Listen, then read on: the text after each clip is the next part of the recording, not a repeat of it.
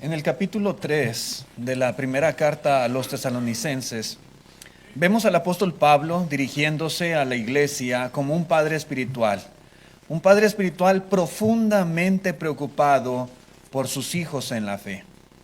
Como hemos visto anteriormente, la iglesia en Tesalónica vino a la existencia en medio de gran aflicción. Y ahora el apóstol Pablo, separado físicamente de ellos, él se preocupa. Él tiene en su mente, en su corazón, esa aflicción que le conmueve pensando en el hecho de que tal vez estas pruebas hayan debilitado la fe de los hermanos allí en Tesalónica. Sin embargo, algo muy hermoso que podemos notar es que Dios en su providencia sostuvo a esta iglesia. Y no solamente la sostuvo, la ayudó a crecer en amor y la preparó para la venida también de nuestro Señor Jesucristo. Vamos a estudiar, hermanos, esta lección basada en el capítulo 3 de la primera carta a los tesalonicenses. Y le he titulado Una iglesia afirmada y edificada.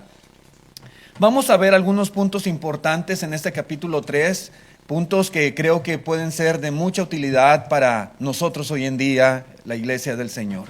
La primera cosa que vamos nosotros a considerar es que, necesitamos cuidar de la fe de los hermanos, y es algo que queda muy claro al leer este capítulo 3. Vamos a lo que dice aquí la Escritura, versículo 1 en adelante hasta el 5, dice: por lo cual, no pudiendo soportarlo más, acordamos quedarnos solos en Atenas, y enviamos a Timoteo, nuestro hermano, servidor de Dios y colaborador nuestro en el Evangelio de Cristo, para confirmaros y exhortaros respecto a vuestra fe, a fin de que nadie se inquiete por estas tribulaciones, porque vosotros mismos sabéis que para esto estamos puestos. Pero también, estando con vosotros, os predecíamos que íbamos a pasar tribulaciones, como ha acontecido y sabéis. Por lo cual también yo, no pudiendo soportar más, envié para informarme de vuestra fe, no sea que os hubiese tentado el tentador y que nuestro trabajo resultase en vano. Hermanos, en estos versos yo puedo ver algo que sobresale mucho, y es el amor de Pablo por esta iglesia. Él trabajó entre ellos. Él llevó el evangelio a esa ciudad, acompañado de Silas y de Timoteo. Él estuvo un tiempo trabajando con la iglesia allí, pero por causa de la persecución, él tuvo que irse de la ciudad. Pero él se queda muy preocupado. Y él piensa constantemente en los hermanos. Y yo puedo ver en sus palabras un sentimiento de amor profundo hacia ellos. Él habla como alguien cargando una preocupación muy grande por la condición espiritual de los hermanos. Ellos estaban pasando por luchas, por tribulaciones, y esto afligía también el corazón del apóstol Pablo. Él dice que ya no podía soportarlo más. ¿Y qué hizo? Bueno, él tomó una acción para poder aplacar esa preocupación que él tenía. Hermanos, esto nos enseña que el cuidado de las almas debe ser algo esencial en la vida de todos los creyentes. Necesitamos preocuparnos por esto. Necesitamos interesarnos en esto. ¿En qué? En la fe de los hermanos. ¿Sí? Todo cristiano necesita tener en su corazón este mismo sentimiento, este mismo amor y esta misma preocupación por sus hermanos en Cristo, así como Pablo lo tenía. Pablo, aunque físicamente estaba en Atenas, es lo que él dice, su mente seguía recordando y seguía pensando en cómo estarían aquellos hermanos. Y la decisión que él toma fue quedarse allí solo y enviar a Timoteo a Tesalónica. Y lo envía con una misión espiritual. Dice Pablo literalmente, para confirmaros y exhortaros respecto a vuestra fe. para eso lo envía. Hermanos, otras versiones dicen para que los fortaleciera y los alentara en su fe, dice la Nueva Traducción Viviente. La Nueva Versión Internacional dice con el fin de afianzarlos y de animarlos en la fe. Y es que Pablo, hermanos, sabía que cuando la fe se mantenía firme, entonces el creyente es capaz de soportar cualquier circunstancia sin soltarse de Dios. Pero necesita su fe estar fuerte, necesita tener convicciones, necesita estar bien convencido, persuadido de lo que ha creído, de la fe que ha abrazado, del Señor al cual sirve ahora. Creo, hermanos, que esto debe ser una enseñanza crucial también para nosotros hoy en día. Como decía ahorita, necesitamos cuidar de la fe de los hermanos. Esos hermanos que están ahí al lado de usted, esos hermanos que comparten aquí este espacio adorando a Dios, necesitamos preocuparnos por ello. Y si podemos, por hermanos en otros lugares, también deberíamos de hacerlo. Por supuesto que sí. Los cristianos no podemos pensar, bueno, si el hermano cae, pues ni modo. Si el hermano cae, pues allá es su problema, allá él y Dios. No podemos pensar así. Al contrario, nos debe de doler en el corazón. Y debemos de sentir la necesidad de fortalecer, de alentar. Cuando un hermano tal vez está flaqueando en su fe. Cuando un hermano nos damos cuenta que está débil espiritualmente. Cuando un hermano tal vez está pasando por alguna aflicción de la vida que puede ocasionar que su fe se debilite. Necesitamos preocuparnos por él. Y animarlo, y alentarlo, y ayudarle, y sostenerle, para que su fe no decaiga y siga adelante en el camino del Señor. Pablo dice que él teme que los hermanos sean perturbados. Utiliza este término, perturbados por estas tribulaciones. Y esta palabra, hermanos, perturbados implica ser sacudido, implica ser movido, implica ser desestabilizado. Y Pablo, pues estaba lejos, estaba en Atenas y no sabía cómo estaban los hermanos reaccionando ante la tribulación que vivían, pero en su pensamiento él se preocupaba de que estas cosas los fueran a desanimar espiritualmente. Podía ser, es posible. Y por eso él envía a Timoteo, hermanos, porque las aflicciones no solamente lastiman el cuerpo, las aflicciones muchas veces sacuden el corazón de las personas, el corazón particularmente de los cristianos. A veces los hermanos pueden comenzar a pensar, bueno, ¿valdrá la pena seguir? ¿Valdrá la pena esforzarme como cristiano a pesar de todas estas cosas que estoy viviendo por causa de mi fe? ¿Me habrá abandonado Dios? ¿Por qué me pasa esto si yo decidí seguir a Cristo? ¿Por qué estoy sufriendo de esta manera? Y entonces esos pensamientos inundan el corazón y su fe empieza a debilitarse. Por eso la tarea de Timoteo era confirmar y exhortar a los hermanos, como quien sostiene tal vez una columna que está a punto de vencerse por el peso. De esa manera iba a ir Timoteo a sostenerles, a confirmarles, a ayudarles. Así, hermanos, así debemos alentarnos y motivarnos los unos a los otros a mantenernos en la fe. Dice en Hebreos capítulo 3, versículo 13, Hebreos 3:13, dice el escritor de esta carta, antes, exhortaos los unos a los otros cada día. Y exhortarse implica animarse, motivarse. Entre tanto que se dice hoy, para que ninguno de vosotros se endurezca por el engaño del pecado. Ninguno. ¿Cuántos sabemos aquí? ¿Cuántas personas? ¿Cuántos cristianos? ¿Cuántos hermanos en la fe? ¿100?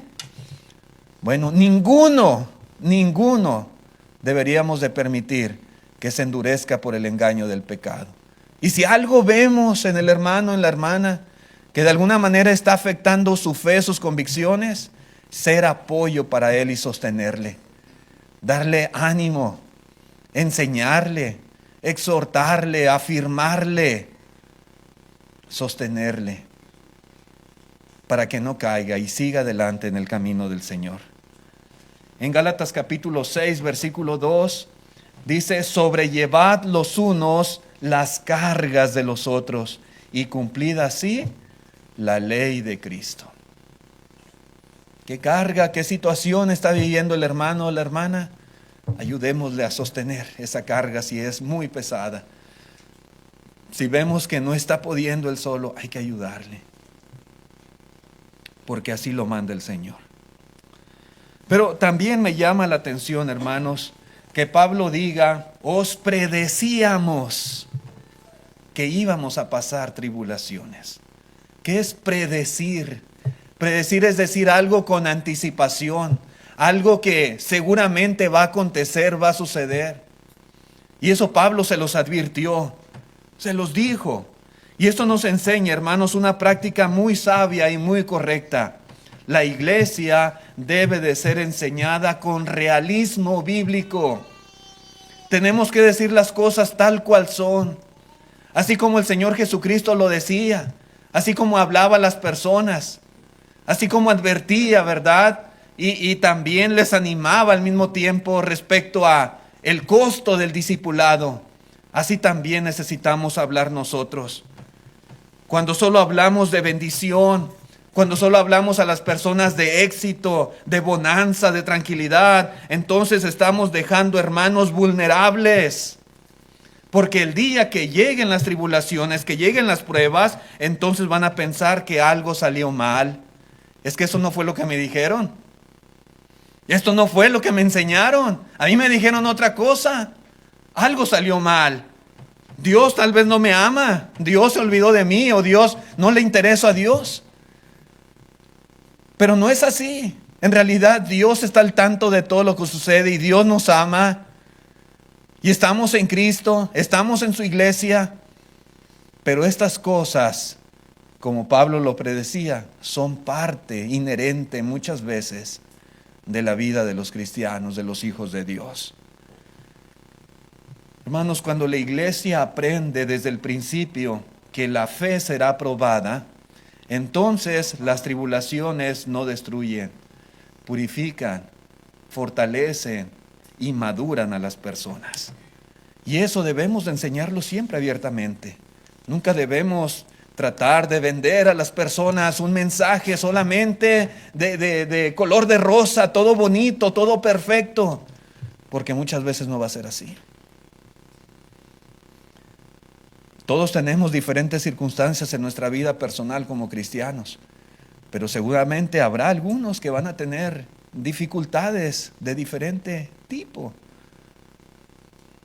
Problemas tal vez en la casa, en el hogar, con la familia. Hermanas que van a tener problemas con el marido porque es incrédulo. Hijos que tendrán problemas con los padres, padres que tendrán problemas con los hijos. Cuestiones del trabajo, cuestiones de diferentes tipos, pero ahora por ser cristianos es posible que enfrenten ese tipo de situaciones. El punto es, hermanos, que hay que decir las cosas tal cual son. No hay que ocultar nada de esto. Yo veo que Pablo desde un principio, desde que estaba en Tesalónica y estaba enseñando a los hermanos y confirmándoles, él les predecía que estas cosas podían suceder. En el verso 5 también aparece un personaje real, al cual el apóstol Pablo llama el tentador. Pablo está consciente de que detrás de esa presión externa muchas veces hay un ataque espiritual, hay un autor intelectual de dichas aflicciones y persecuciones. En este caso, el tentador, que es el enemigo, es Satanás, es el diablo, el que está detrás de escena, perturbando la fe de los cristianos. Hay un ataque espiritual que busca un objetivo, que el creyente caiga. El diablo tiene como meta hacer que el cristiano se enfríe, se rinda y decida desistir de lo que una vez comenzó muy bien. Por eso el apóstol Pedro dice en la primera carta, capítulo 5, primera carta de Pedro, capítulo 5, versículo 8 y 9, Pedro advierte y dice: sed sobrios y velad, porque vuestro adversario el diablo, como león rugiente, anda alrededor buscando a quien devorar. Así es el diablo, hermanos, como un león sediento de sangre, hambriento, y anda acechando y buscando una presa para devorar. Dice: al cual resistid firmes en la fe, sabiendo que los mismos padecimientos se van cumpliendo en vuestros hermanos en todo el mundo. A través de los padecimientos, a través de las tribulaciones, a través de los problemas, de la oposición a nuestra vida cristiana, es que Satanás muchas veces devora a las personas, devora al creyente. Por eso, dice Pedro, resístanle firmes en la fe, que su fe no se debilite. Lo que ustedes han hecho, la decisión que han tomado, ha sido la mejor del mundo, pero necesitan seguir. Hermanos, no vamos a ser salvos en el día del juicio solo porque un día nos bautizamos. Vamos a ser salvos porque perseveramos hasta el fin, a pesar de las luchas y de las tentaciones del mundo y de las pruebas, porque nos mantuvimos fieles y porque fuimos fieles hasta la muerte, como dice el Señor a la iglesia en Esmirna. Pero otra cosa que podemos aprender también en este capítulo 3 de la primera carta a los tesalonicenses es el gozo y el ánimo de los siervos de Dios. Dice ahí, continuando la lectura en el versículo 6 y verso 7, dice: pero cuando Timoteo volvió de vosotros a nosotros, fue enviado, ¿verdad? Pablo se queda solo en Atenas, lo envía a Tesalónica, pero luego regresa. Y cuando volvió de vosotros a nosotros, dice Pablo, y nos dio buenas noticias de vuestra fe y amor, y que siempre nos recordáis con cariños, deseando vernos, como también nosotros a vosotros. Por ello, hermanos, en medio de toda nuestra necesidad y aflicción, fuimos consolados de vosotros por medio de vuestra fe. Sí, hermanos, yo puedo ver aquí en las palabras de Pablo mucho gozo ahora. Anteriormente mucha preocupación y aflicción por ellos. Ahora que vuelve Timoteo, veo gozo, alegría, ánimo en él de haber recibido estas buenas noticias. Sí, hermanos, cuando Timoteo regresa y trae estas nuevas a Pablo, no trae simplemente un reporte, un informe detallado de la situación en Tesalónica. Él trae vida al corazón del apóstol Pablo. Timoteo, a través de estas buenas noticias, hermanos, él anima el corazón de Pablo. La fe y el amor de los tesalonicenses estaban intactos. Ellos se mantenían y perseveraban en la fe y en el amor los unos para con los otros. Y es que en un mundo donde muchos abandonan, a veces desafortunadamente o se enfrían o se desvían, una iglesia que permanece firme, créanme, hermanos, es motivo de gozo delante de Dios y también es motivo de gozo y de mucho ánimo para los siervos de Dios. ¿Sí? Esto es una realidad. La fe y el amor siempre caminan juntos, siempre van de la mano. Una fe verdadera produce amor y un amor genuino produce fe viva. Por eso cuando Pablo escucha que la fe de los tesalonicenses no se apagó con las tribulaciones y la persecución, cuando escucha que el amor de ellos no se enfrió, que su corazón se encuentra animoso y perseverando y fiel al Señor, entonces Pablo se llena de ánimo y de alegría. Aquí aprendemos algo bien importante, hermanos, que la salud espiritual de la iglesia debe de ser una de las mayores fuentes de gozo para quienes sirven y trabajan en ella. Cuando nosotros, que de una u otra manera ponemos nuestro granito de arena para contribuir en la obra del Señor, cuando meditamos y miramos y reflexionamos en que la iglesia está sana, en que la iglesia está firme en la fe, en que la iglesia está unida, que la iglesia se ama, que hay lazos fuertes entre los miembros, que es activa, que trabaja. Hermanos, esta es la mayor fuente de gozo para quienes de una u otra manera han contribuido para el bienestar de la iglesia, han trabajado en la iglesia, han ayudado, han contribuido con su obra y sus talentos en favor de la iglesia. Es una fuente de gozo, definitivamente. Además, Pablo menciona también que los tesalonicenses conservaban un buen recuerdo de él, que le recordaban con mucho cariño. No se habían olvidado de Pablo. Incluso, dice Timoteo, quieren verte, anhelan verte. Y Pablo, lógicamente, también anhelaba verlos. Esto implica que se habían formado vínculos, lazos fuertes, fraternales, entre Pablo y la iglesia, entre la iglesia y Pablo, y que la comunión entre ellos permanecía viva aún a la distancia. Después de esto, hermanos, el apóstol Pablo expresa una de las frases más reveladoras también en esta porción, en este capítulo. Dice el versículo 8, dice Pablo, porque ahora vivimos. Note usted la expresión de él, porque ahora vivimos si vosotros estáis firmes en el Señor. Vivimos, dice él. Y esto, hermanos, no es una exageración emocional. Pablo, qué exagerado en sus palabras.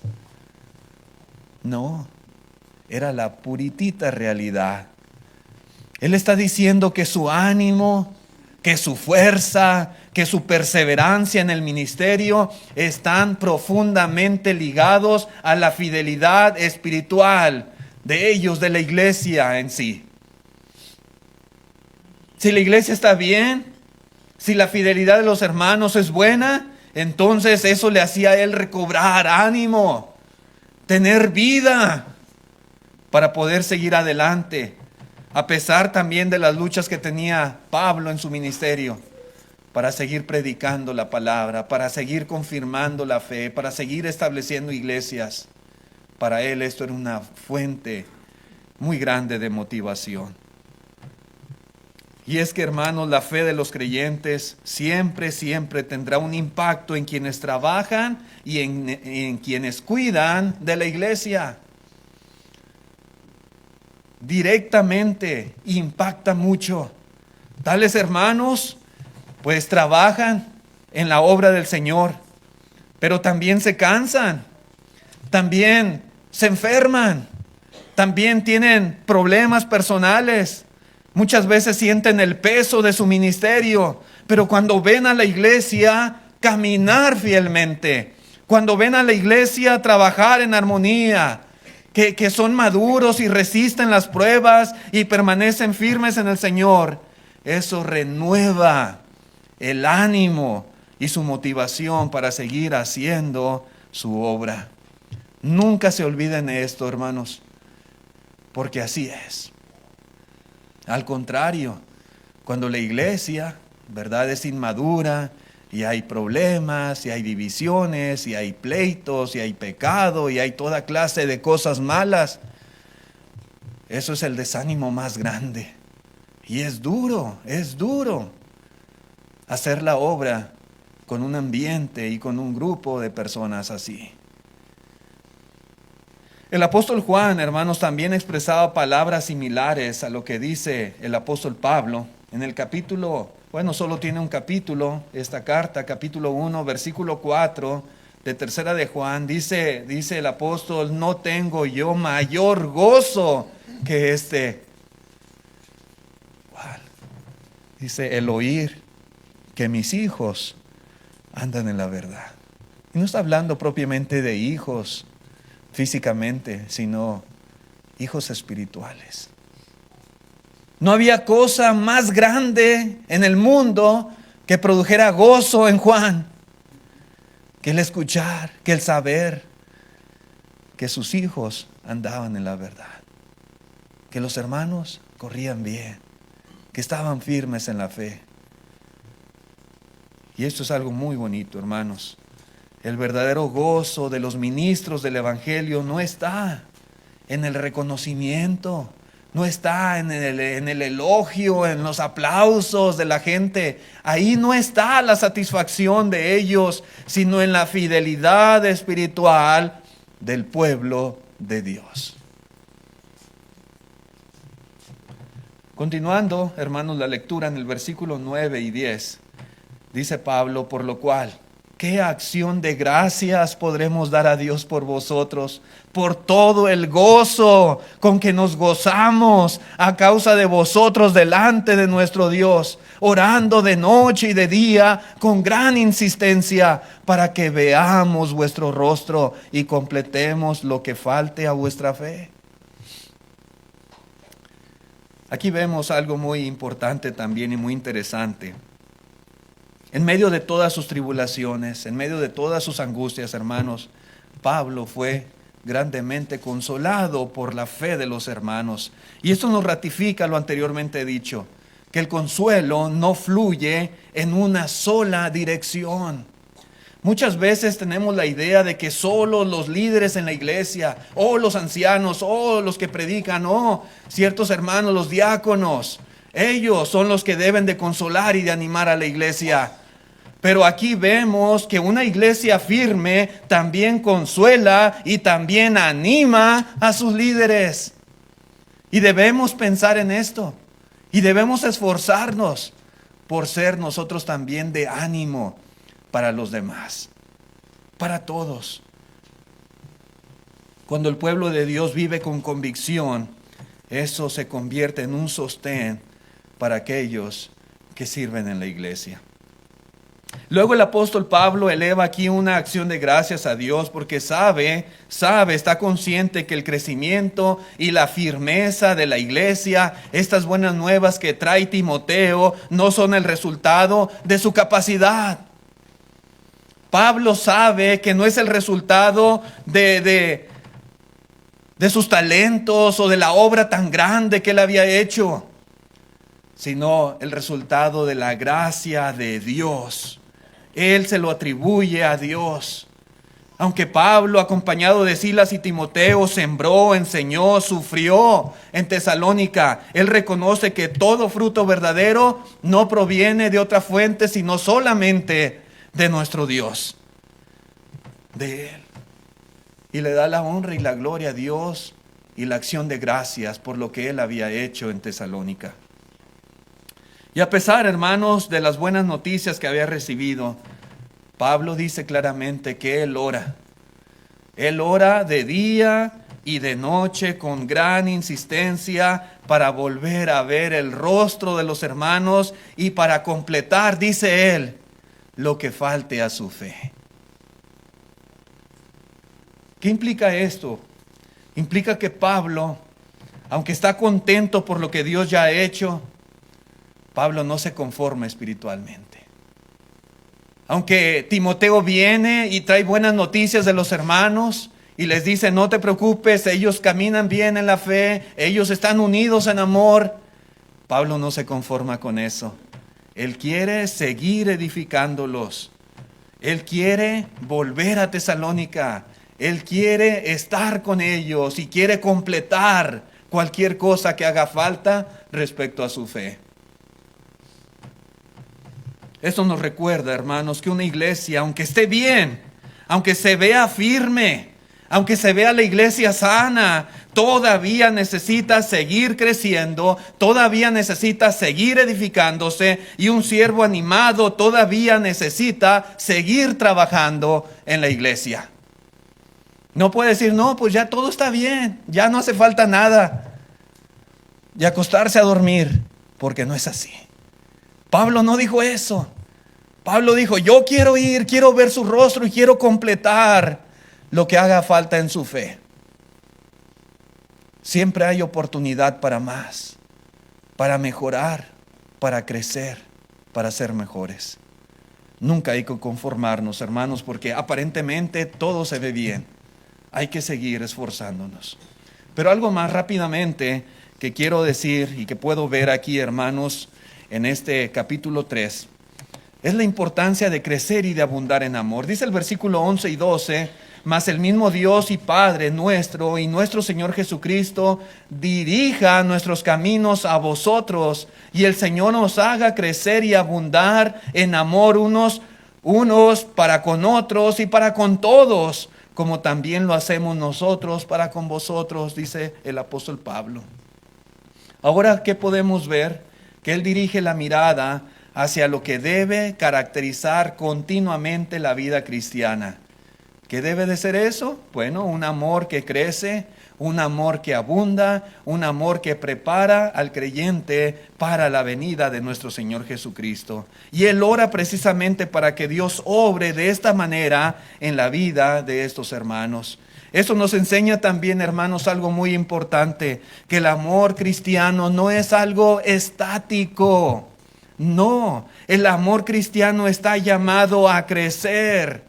Pablo no asume que porque ya se aman, entonces ellos ya llegaron al límite máximo, ya llegaron al tope, que ya no hay oportunidad para más. El amor verdadero siempre puede profundizarse, siempre puede ensancharse y puede fortalecerse. Y debemos procurarlo definitivamente. Y este amor, hermanos, por lo que dice Pablo, tiene dos direcciones. Pablo quería que ellos crecieran en ese amor, dice, en amor unos para con otros, y dice, y para con todos. Es decir, dentro de la iglesia, entre los discípulos de Jesús, y aún también con aquellos que no lo son. Jesús dijo inclusive que debemos de amar a nuestros enemigos.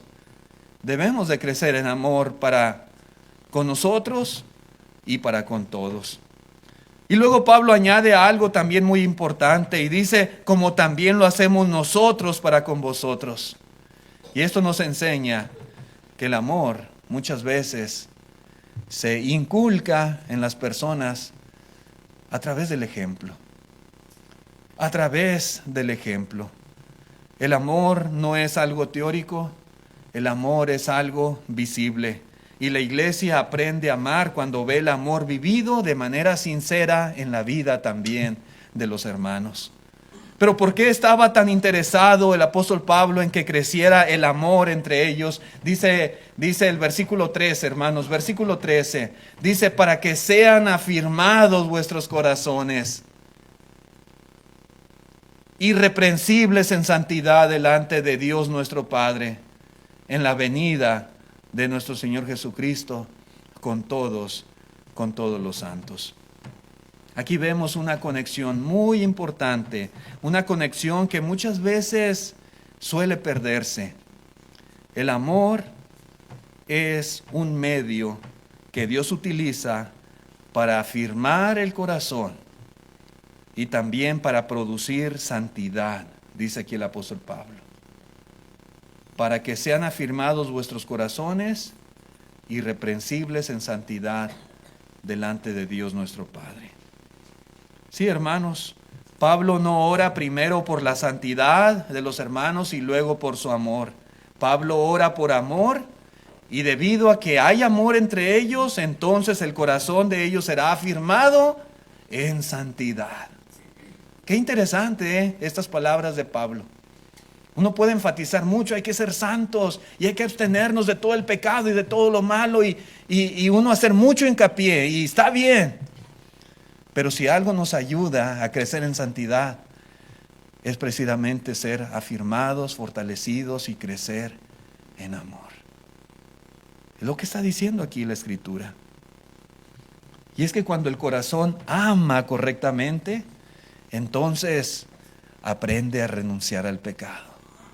Cuando ama correctamente, aprende a perdonar, aprende a vivir con humildad y aprende a buscar lo que en verdad agrada a nuestro Dios.